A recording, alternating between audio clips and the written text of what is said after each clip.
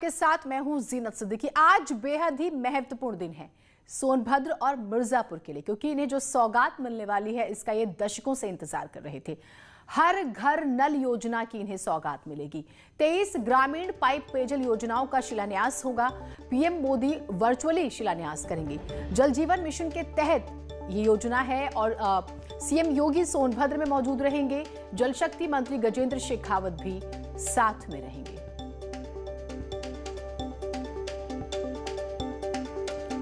प्रधानमंत्री नरेंद्र मोदी ने इसे लेकर ट्वीट किया। अपने ट्वीट में उन्होंने लिखा है, उत्तर प्रदेश के विंध्याचल क्षेत्र के लाखों लोगों के लिए कल का दिन बेहद महत्वपूर्ण है। सुबह 11:30 बजे वीडियो कॉन्फ्रेंसिंग के जरिए ग्रामीण पेयजल सप्लाई परियोजना की आधारशिला रखूंगा। इसके अलावा जल और स्वच्छता समिति के सदस्यों से भी संवाद करूंगा।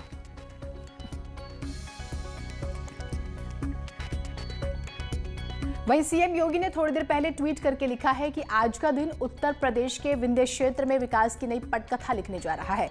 शुद्ध पेयजल को हर घर तक पहुंचाने हेतु आज माननीय प्रधानमंत्री श्री नरेंद्र मोदी जी द्वारा वर्चुअल माध्यम से ग्रामीण पाइप पेयजल परियोजना की आधारशिला रखी जाएगी। आदरणीय प्रधानमंत्री जी को हृदय से धन्यवाद।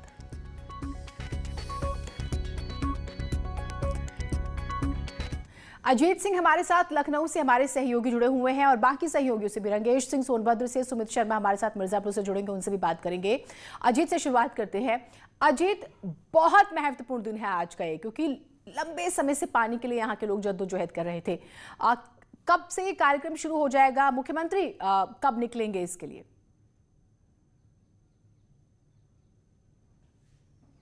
देखिए, बिल्कुल जीनत, मुख्यमंत्री योगी आदित्यनाथ लखनऊ से अब से थोड़ी देर बाद रवाना हो जाएंगे, यानी वहाँ वो लगभग 11 बजे के आसपास पहुँच जाएंगे।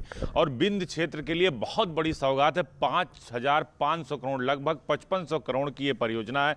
3200 करोड़ के आसपास की परियोजना सोनभद्र में है और 2300 करोड़ की परियोजना ये मिर्जापुर में है, यानी विंध्याचल में है। तो कुल मिलाकर ये कहा जा सकता है जीनत की बड़ी सौगात होगी। 11:30 बजे प्रधानमंत्री खुद वीडियो कॉन्फ्रेंसिंग के जरिए और वर्चुअल तरीके से शिलान्यास करेंगे और इसका लाभ एक दो गांव को नहीं बल्कि 3300 गांव को, 3000 से अधिक गांव को स्वच्छ पेयजल मिलेगा। हर घर में नल, यानी हर घर में शुद्ध पानी पहुंचे। उत्तर प्रदेश सरकार के जो जल शक्ति मंत्री हैं महेंद्र सिंह, केंद्र सरकार के जो गजेंद्र सिंह शेखावत हैं जल शक्ति मंत्री हैं, वो वहां पर मौजूद रहेंगे। और सीएम अपने मुख्यमंत्री आवास से निकल चुके हैं और अब से 10 से 5 मिनट के अंदर ही उनका उड़न खटोला यानी हेलीकॉप्टर सोनभद्र के लिए रवाना हो जाएगा। इसके अलावा गोवंश को लेकर मुख्यमंत्री ने आज एक ट्वीट किया था कि जो इनको हमने सम्मान दिया, इनके स्वास्थ्य लाभ की हमने चर्चा की, उस पर भी एक कार्यक्रम जो है वहां पर आयोजित होगा। तो आज का दिन बेहद खास है, विशेष तौर से मिर्जापुर और सोनभद्र के लोगों के लिए, विंध्य क्षेत्र के लोगों के लिए, जहां सबसे बड़ी समस्या पानी की होती है। तो उस समस्या को दूर करने के लिए आज प्रधानमंत्री, उत्तर प्रदेश के मुख्यमंत्री योगी आदित्यनाथ, दोनों सरकारों के जल शक्ति मंत्री आज इन लोगों को सौगात देने वाले हैं। जीनत, बिल्कुल, आप रहिए हमारे साथ। ग्राफिक्स के जरिए भी जो है कुछ जानकारियां अपने दर्शकों को हम एक बार बता देते हैं। जिस योजना का हम जिक्र कर रहे हैं आप उसके महत्व को समझिए। मिर्जापुर सोनभद्र को सौगात का हम जिक्र कर रहे हैं। मिर्जापुर के 1606 गांव में पाइप से पेयजल सप्लाई होगी और 21,28,125 ग्रामीणों को सीधा फायदा होगा। मिर्जापुर के 2343 करोड़ की ये योजना है जिसका हम जिक्र कर रहे हैं। सोनभद्र के 1389 गांव को योजना से फायदा होगा। समझिए आप कितना लंबा इंतजार करना पड़ा था। सोनभद्र के 19,53,458 परिवार पेयजल सप्लाई से जुड़ेंगे। झील और नदियों से शुद्ध पानी की सप्लाई होगी। सूखे को लेकर हमेशा चर्चा होती थी, लोग पीने के पानी के लिए तरस जाते थे और 3,212 करोड़ की ये योजना है और दोनों जिलों में 41,41,438 परिवारों को फायदा मिलेगा। तो ये ग्राफिक्स के जरिए आपको हम इस योजना और इस बड़ी सौगात को समझाने की कोशिश कर रहे हैं। अजीत हमारे साथ लगातार जुड़े हुए हैं। अजीत, जब हम मुख्यमंत्री के कार्यक्रम को देखते हैं तो हमेशा कोशिश होती है कि कुछ बड़ा करें और यहाँ पर इस योजना के जरिए भी यही नजर आ रहा है और ये भी कि बामुश्किल 1.5 से 2 साल में इसे पूरा करने का भी टारगेट है।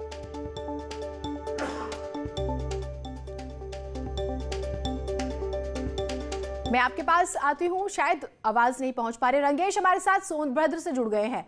रंगेश, सालों का इंतजार था पानी के लिए, हर उम्र के लोग परेशान रहते थे, बुनियादी जरूरत के लिए भी। यहाँ पर ये बड़ी सौगात, कब ये कार्यक्रम शुरू होगा, वहां के लोगों में किस तरह का उत्साह है?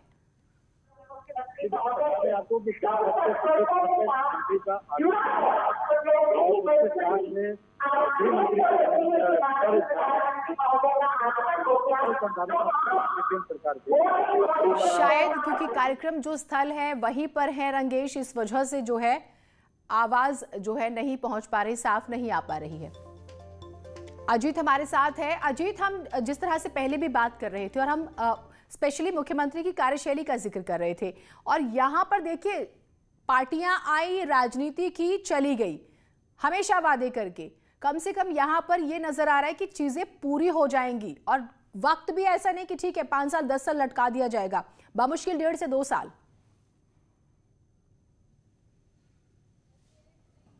देखिए बिल्कुल जी ने 2 बातें मैं बताना चाहूँगा। कल आपने देखा उत्तर प्रदेश सरकार को इनलैंड स्टेट अवार्ड मिला केंद्र सरकार में। उत्तर प्रदेश के सरकारी जो मंत्री हैं लक्ष्मी नारायण चौधरी, मत्स्य पालन को लेकर जो प्रधानमंत्री की योजना थी, प्रधानमंत्री मत्स्य योजना, उसमें उत्तर प्रदेश नंबर 1 आया। इसके अलावा कल आपने देखा शराब, जो जहरीली शराब से लोग जिनकी मौतें हो रही थी, उस पर सीएम ने कहा कि जहरीली शराब बेचने वालों पर गैंगस्टर तो लगेगा ही, इसके साथ ही उनकी संपत्तियां कुर्क की जाएगी, उनकी संपत्तियों को नीलाम किया जाएगा। उसी तर्ज पर जिस तरह जो है सीए और एनआरसी के दौरान जो लोग हिंसा किए थे, उपद्रव किए थे, उनकी संपत्तियां कुर्क की जा रही है। तो उनकी मंशा बिल्कुल साफ है, और अब उन्होंने डीएमएसपी को कहा है कि अपना सीओजी नंबर उठाएं, जनता सीधे आपसे बात करेगी। तो एक एक कर मुख्यमंत्री उत्तर प्रदेश में, चाहे कानून व्यवस्था की बात हो, चाहे विकास की बात हो, आपने देखा कि इसके पहले जो कौशल विकास की योजना है, प्रधानमंत्री आवास की योजना है, मुख्यमंत्री जो स्वास्थ्य का क्षेत्र, जो आरोग्य मेला है, हर जगह मुख्यमंत्री खुद पहुंचते हैं और एक एक चीज खुद जानना चाहते हैं। और कोविड को लेकर देखिए WHO ने कहा कि उत्तर प्रदेश सरकार का जो मॉडल है वो नजीर है, लोगों को इसका अनुसरण करना चाहिए। तो मुख्यमंत्री लगातार उत्तर प्रदेश को नई ऊंचाइयों पर ले जा रहे हैं। इसी दिशा में मिर्जापुर और सोनभद्र का एक कदम है। 5000 करोड़ की यह परियोजना इन दोनों जिलों को जाएगी, एक जगह 3200, एक जगह 2300, यानी कुल मिलाकर यह कहा जाए तो बिंद के क्षेत्र के लोगों के लिए आजादी के बाद से यह सबसे बड़ा उपहार होगा उनके लिए, क्योंकि सबसे बड़ी समस्या उनको अगर किसी चीज की होती है तो पीने की पानी, नहाने का पानी, स्वच्छ पानी उनको नहीं, क्योंकि पहाड़ी का इलाका है, पानी जो बहुत गहराई में है, 400 से 1000 फीट नीचे तक बोरिंग करनी पड़ती है। तो अब इस योजना के तहत हर घर में नल पहुंचेगा और बहुत सारे लोगों को, करोड़ों परिवारों लोगों को इसका लाभ मिलेगा। तो और मुख्यमंत्री ने पहले भी कहा है कि बिंद का क्षेत्र है, बिंदवासिनी कॉरिडोर भी बनाने जा रहे हैं, वो वाराणसी कॉरिडोर पहले से बन रहा है जो पीएम का ड्रीम प्रोजेक्ट है। तो एक एक करके उत्तर प्रदेश के सीएम अपनी जो कार्यशैली है, अपनी जो उनकी क्षमता है, उसका लगातार वो प्रयोग कर रहे हैं, और उत्तर प्रदेश के लोगों को न्याय के साथ साथ सुविधाएं और सम्मान, जो लॉ एंड ऑर्डर की बात है, कानून व्यवस्था, आपने इनकाउंटर पॉलिसी देखा कि अपराधियों के किस तरह उन्होंने निस्ते नाबूद किया। अतीक अहमद, मुख्तार अंसारी, बड़े बड़े अपराधियों के जो घर हैं वो बुलडोजर से ढहा दिए गए। तो कानून व्यवस्था भी रहे सुरक्षित, लोग सुरक्षित रहें, महिलाएं सुरक्षित रहें और विकास भी हो। तो आज सोनभद्र और मिर्जापुर के लोगों के लिए बहुत बड़ी। सुमित हमारे साथ मिर्जापुर से जुड़ गए हैं। सुमित, इस योजना के बारे में बताइएगा, क्योंकि मिर्जापुर को पानी मिलने वाला है जिसका दशकों से इंतजार था। वहां पे लोगों में कैसा उत्साह है, कार्यक्रम को लेकर किस तरह की तैयारियां हैं, बताइएगा ग्राउंड की जो रिपोर्ट है। बिल्कुल, आपको बता दें कि मिर्जापुर के लोग आज एक पर्व की तरह, एक उत्सव है उनके लिए कहा जा सकता है। आज प्रधानमंत्री नरेंद्र मोदी जो एक तोहफा देने जा रहे हैं, आजादी के बाद हर कोई एक पानी जो उसकी मूलभूत सुविधा है, आज जो उसका इंतजार करता था, आज वो इंतजार पूरा होने जा रहा है। आज प्रधानमंत्री वीडियो कॉन्फ्रेंसिंग के माध्यम से एक बड़ा तोहफा देंगे। ये तोहफा जो शायद आजादी के बाद से आज तक कोई भी सरकार नहीं दे पाई। लगभग 5500 करोड़ रुपए की ये परियोजना है, 2 साल में इस परियोजना को पूरा करना है। हम आपको दिखाएंगे एक पहाड़ी क्षेत्र, जहां एक प्रोग्राम हो रहा है उसी क्षेत्रों में देखिए ये पहाड़ है।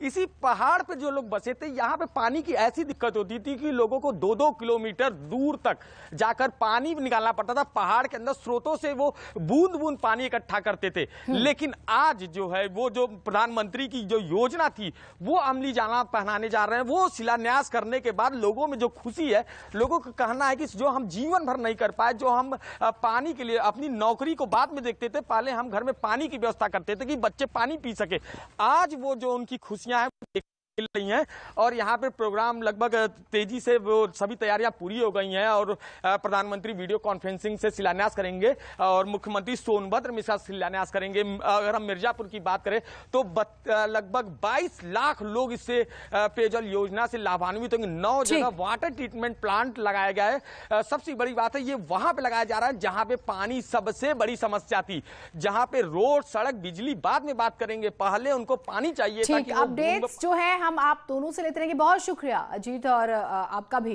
हमारे साथ जुड़ने के लिए। तो कुल मिलाकर ये योजना कितनी जरूरी थी आप समझिए, पानी के बिना कुछ मुमकिन है क्या, सोच कर देखिए। खैर आगे बढ़ते हैं।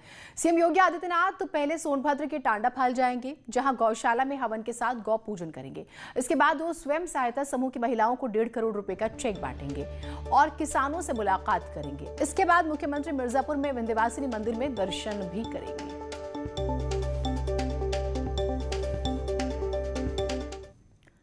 उधर गोपाष्टमी पर सीएम योगी ने ट्वीट किया है। ट्वीट करके लिखा है कि अनादिकाल से पूजनीय गोमाता जीवन और जीविका की आधार एवं संपूर्ण सृष्टि की पालक है, आध्यात्मिक व सांस्कृतिक उन्नयन की कारक है गौमाता।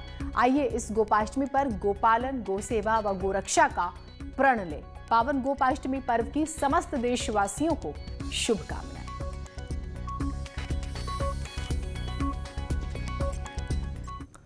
प्रयागराज में आरएसएस की बैठक शुरू हो चुकी है जो 2 दिन तक चलेगी।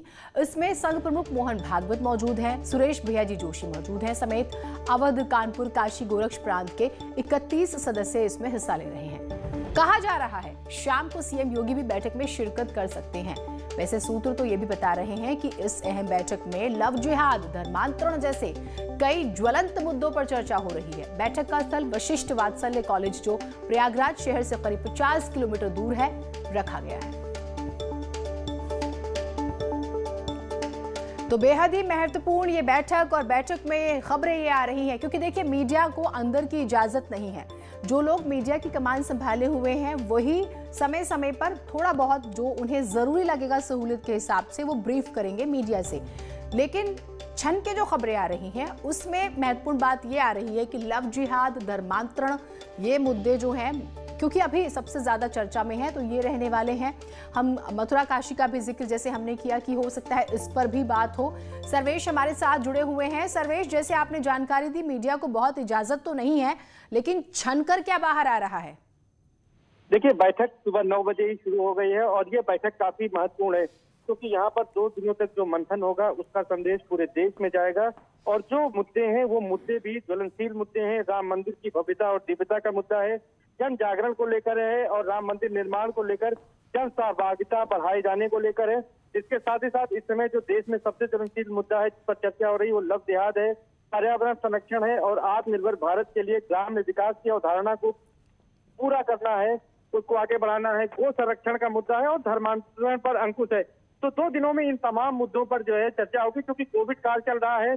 ऐसे में तमाम लोग बेरोजगार हो गए हैं, किस तरह सहभागिता से लोगों के जीवन स्तर को ऊंचा उठाया जाए, उनको रोजगार से जोड़ा जाए और कुटुंब प्रबोधन यानी कि जो परिवार बिखर रहे हैं हिंदू समाज में उन परिवारों को टूटने से, बिखरने से कैसे बचाया जाए, इन तमाम बिंदुओं पर चर्चा होगी। और इस बैठक में काशी, गोरक्ष, अवध व कानपुर प्रांत के पदाधिकारी शामिल हो रहे हैं और प्रयागराज से करीब 35 किलोमीटर दूर यमुना पार के गोहनिया इलाके में वशिष्ठ वात्सल कॉलेज में ये बैठक हो रही है।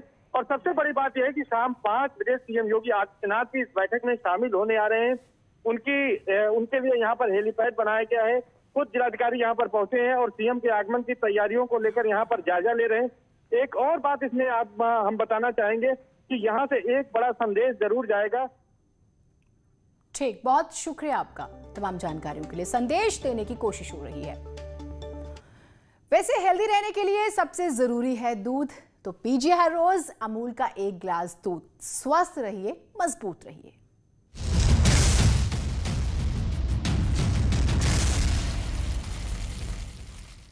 बड़ी खबर कौशाम्बी से आ रही है जहां जमीन विवाद में हुई फायरिंग में एक पक्ष के 2 लोग जख्मी हुए हैं। इस मामले में पुलिस ने 6 लोगों को गिरफ्तार कर लिया है। तो जमीन का विवाद था, दीवार बनाने और गिराने को लेकर यह विवाद हो गया। एक पक्ष ने दूसरे पक्ष पर फायर कर दिया, 2 लोग जख्मी हुए हैं, 6 लोगों को पुलिस ने गिरफ्तार किया है, जांच जारी है। जिसमें दो पक्षों में दीवार को गिराने और निर्माण करने को लेकर झगड़ा हुआ है। एक पक्ष कुछ दिन से दीवार बना रहा था, जिसको आज उप जिलाधिकारी ने 4/12 तक के लिए स्थगित कर दिया था। उस पर पुलिस ने आज कार्रवाई रोक दी थी, वहाँ कोई काम नहीं हो रहा था। रात में दूसरे पक्ष के लोग जाकर वहाँ दीवार गिराने लगे थे, जिस बात को लेके प्रथम पक्ष जिसकी दीवार बनी थी वो आके अपने लाइसेंसी असलहे से फायर किया, जिसमें 2 लोगों को छर्रे लगे हैं, जिनको डॉक्टर खतरे से बाहर बता रहे हैं। अभियुक्त पकड़ लिए गए हैं। तो आपने सुना, जमीन विवाद में ये झगड़ा हुआ और दीवार बनाने और गिराने को लेकर ये बात हो गई और इतनी बढ़ गई कि एक पक्ष जो है वो मरने मारने पर उतारू हो गया, आकर फायरिंग ही कर दी। 2 लोग जख्मी हो गए हैं। कौशाम्बी में ये जमीन विवाद को लेकर झगड़ा हुआ, 6 लोग गिरफ्तार कर लिए गए हैं।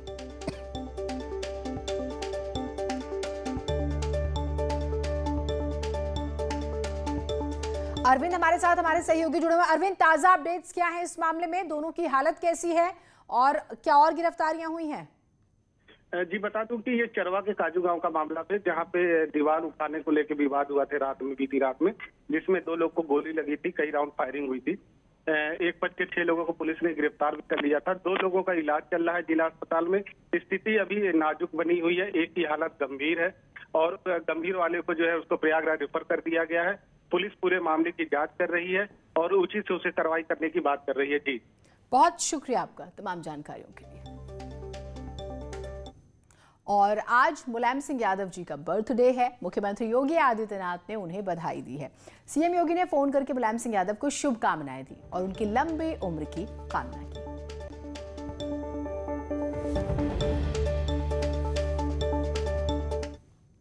तो समाजवादी पार्टी के संरक्षक मुलायम सिंह यादव का आज 82वां जन्मदिन है। इस मौके पर एसपी कार्यकर्ता कोविड प्रोटोकॉल के मुताबिक ही जिलों में कार्यक्रम कर रहे हैं। 22 नवंबर 1939 को इटावा जिले के सैफई में उनका जन्म हुआ था।